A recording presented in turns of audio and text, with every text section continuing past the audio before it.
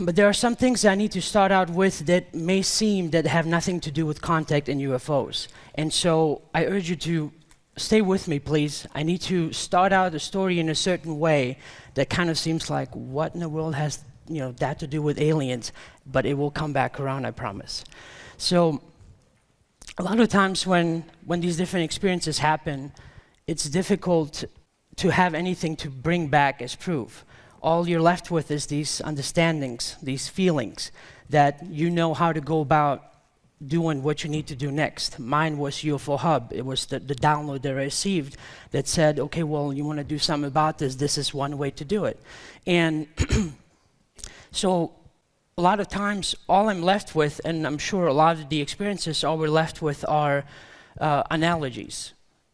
And often, I have to just sit there in a quiet space or by myself, and usually while I'm editing the videos, while I'm doing that, there's a whole bunch of rattling around in my head going on. And a few months before I found out that I was going to be speaking here, it finally hit me to kind of start giving you just an overall picture about what it's like. And the example that I came up with, or that I perceived, was like love. When you look at love, and especially if you've never been in love yourself, when you get up to that point, in the teenage years, and you're looking for that significant other, you ask other people what love is like. And so they tell you love is new shoes. Love is dressing nice. Love is getting a new car, impressing the girl, and during my time. And so you're like, oh, okay, and you write everything down, because you think that will get you to what you need to, what you want.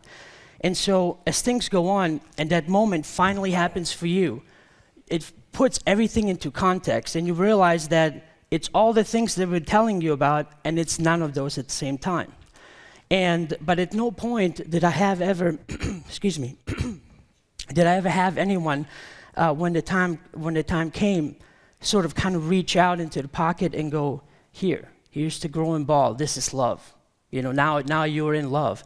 It was just an understanding that came from within that put all the movies, all the scripts, all the texts, all the poems into perspective. And now with my own feeling of love, I was able to move forward and realize what else I can do with that feeling.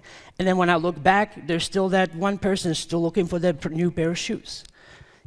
And so a lot of times when it comes to UFOs and contact, you're left with a lot of feelings and understandings about who you are, why we're here, why they're here, why certain things are happening, but that's all we're left with.